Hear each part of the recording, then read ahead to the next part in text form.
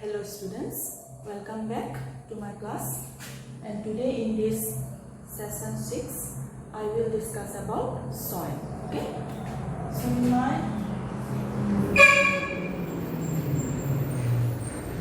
my previous class I have discussed about regarding water pollution and all. So today we will discuss another nature resource, that is soil. Now, what is soil? When we say what is soil, the upper surface of the earth where you will find plants, okay, we can call it as the soil. Okay, as also in lower classes you will have studied the different zones of the earth, like the core zone, mantle, earth crust. So out of these three zones, which one will form the soil, or where plants and animal life will be there mainly? That is the earth crust. Okay, so mainly what is soil? When we say that the upper surface, okay, upper surface of the earth, we can call it as soil, and also this upper surface of the earth where plants and different minerals these are present, okay, we can call it as what? The earth crust. So earth crust will mainly represent soil. Now in this soil or the earth crust you will find that different types of minerals are present. So we can say the soil is mainly made up of what? Minerals and also disintegrated rocks. Okay, soil mainly it is formed of what? It is mainly formed of, or we can say that it contains disintegrated rocks and different minerals are present in the soil. And these minerals which are present in the soil, these are required or these are useful for whom? For the plants. So these minerals which are present on the earth, these are available for the plants. Plants grow there. Roots, they absorb water, minerals from the soil, as already you all know. And these minerals, indirectly, these are from the plants, they go to where? The animals also they get it. So animals also you will find they get these minerals indirectly, but mainly you will find the minerals they are available to the plants. Now one thing here you will have to know that these minerals which are very much important for plants and animals, if they are bound into the huge rocks, will it be available for plants and animals? No. Okay, so these minerals, if they remain bound in the huge rocks, you will find that they will be not available to the plants and animals. So there are various processes you will find that which break the rocks, and you will find they make the mineral available to the plants and animals. So there are different processes by which, okay, you will find that these rocks, you will find that they break, and these minerals, these are available to plants and animals. Okay, like some physical processes, chemical processes you will find, which are responsible for breaking down of the rocks, and then soil mainly it is formed. Okay, now this also you will find that there are different factors responsible for breaking down of the rocks. Okay, so there are different factors are mainly responsible for the breaking down of these rocks. Now we will discuss about these factors. Okay, so in this particular topic, okay, we will now discuss about the factors. What are the factors that help in forming factors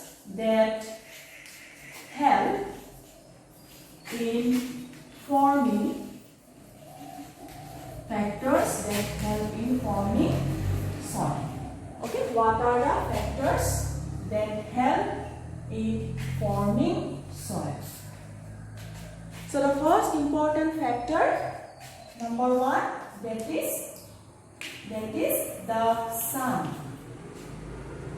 The first important factor is the sun.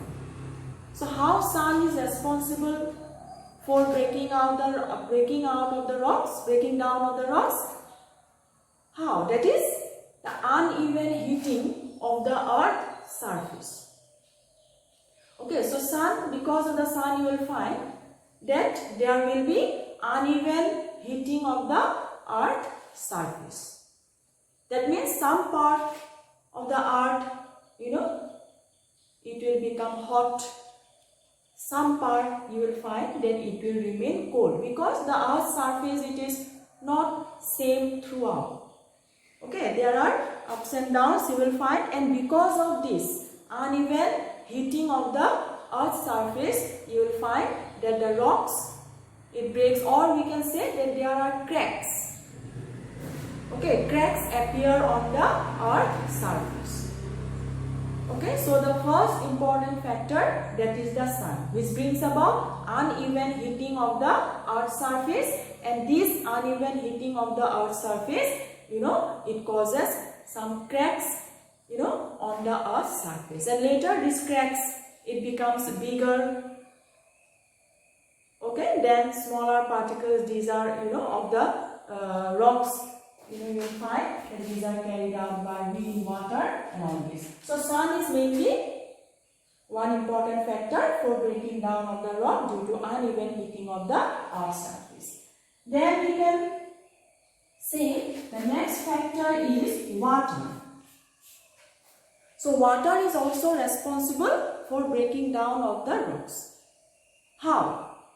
Now when cracks are created on the surface of the earth, then what happens? This water, rainwater, okay, this water, it will enter into these cracks. And later, because of cooling down of this water, you will find that water freezes. And freezing of this water in the cracks, what it will do? It will make the cracks more bigger and wider. Okay, so due to entry of water into the cracks on the earth's surface, you will find that they result in widening of these cracks. More and more wider it will become. And ultimately the rocks, it will break. So water is responsible for breaking down of rocks. Also, not only by entering into the cracks, when the water will freeze, it will make the cracks bigger, but also you will find that water, when it flows over the rocks, rivers and streams, you will find then that when they flows over the hard rocky surface, then what they used to do? They used to carry some particles. Okay, they wear away the rocks. So this water, when they flow over the surface of the rocks, you will find that they wear away. It will take time. Okay, it will take time, years and years it will take, but it will wear away the rock. It will carry some small particles of rocks with it. And these particles of rocks, what it will do? It will rub against the hard rocks. The small particles of rocks carried by the water. When water will flow over the surface of the rocks, you will find that these small particles of rocks, it will rub against the hard rock, and further the rocks will be broken down. So further what it will do? The small particles of rocks, mainly you will find that it will flow downstream and it will rub against the hard rock, and mainly it will break it. So water is responsible for breaking down of the rocks in two ways. First, by entering into the cracks on the earth's surface, where it will freeze and it will make the cracks more wider, ultimately resulting into what? The breaking down of the rocks. And also water, what it can do? The flowing water. When water flows over the surface of the rocks, it will wear away the rock. The small particles of rocks will be, carried away. And these small particles of rocks further, it will rub against the hard rock and they will break it further. So water is also responsible for breaking down of the rocks. Then another important factor you all know, that is wind. Is it not? You all have studied in lower classes that wind is also mainly you will find that responsible for breaking down of the rocks. So when wind, strong winds, when it will blow, when it blows, then what happens? This wind mainly you will find that it carries sand away from the places, from one place to another place. So when wind blows over the surface of the rocks, you will find that what they do, they carry soil particles from one place to another place. So they are also responsible for breaking down of the rocks. Okay, so and this is also, we can call that the breaking down of the rocks by wind, water. We call this process, in one general term is there, that is what? Weathering of rocks. You have heard this? What do you mean by weathering of rocks? So that also you all have studied. So this breaking down of the rocks by what? By wind and water. We call it as weathering of rocks. This term also sometimes you may get. What do you mean by weathering of rocks? Okay, that is breaking down of the rocks by wind, water. This process we can call it as the weathering of rocks. Okay, so sun, then wind, then water, it is responsible for breaking down of rocks. Not only this, you will find then another important factor here we have to mention, that is living organisms. Okay, living organisms, they are also responsible. Living organisms, they are also responsible for what? For formation of the soil. Now how? What type of plants they are responsible for formation of soils? Initially, the most important living organism, that is lichen. Okay, you all have heard about lichen. So in this, for example, lichen you all know, which is a symbiotic association between algae and fungi. Is it not a symbiotic association of algae and fungi? This lichen. So lichen also plays an important role in the formation of soil. So lichen, when it grows on the surface of the rocks, okay, what you will find? You will find that they will release some chemicals. Lichen, when it grows on the surface of the rocks, it releases some chemicals, and these chemicals, what they do? They powder down the rocks. So the rocks, they are converted to small, particles, powdered form. Okay, so because of the release of chemicals by this lichen, you will find the rocks, these are powdered down. Okay, and then they form ultimately, in course of time, they form a thin layer of soil where mosses, other plants, they slowly grow. So because of this, chemical reaction, we can say, because of this chemical reaction, where you will find the lichen, when they grow, they release some chemicals, and mainly you will find they will, powder down the rocks. Okay, they will powder down of the rocks, and where a thin layer of soil will be formed, and this will provide the base for small plants like mosses and all, they grow. And then when these mosses and all, their moss, they will grow, they will accumulate, more soil particles carried by the wind. They will collect, absorb moisture, and then they will, there will be more, soil particles accumulated in that area. There some small plants will grow, which will develop roots, and these roots, once they grow in that area, slowly more soil will be accumulated. Okay, and other types of plants will also invade the area. Small insects and all will also invade the area, and then the area will become, a proper portion with soil.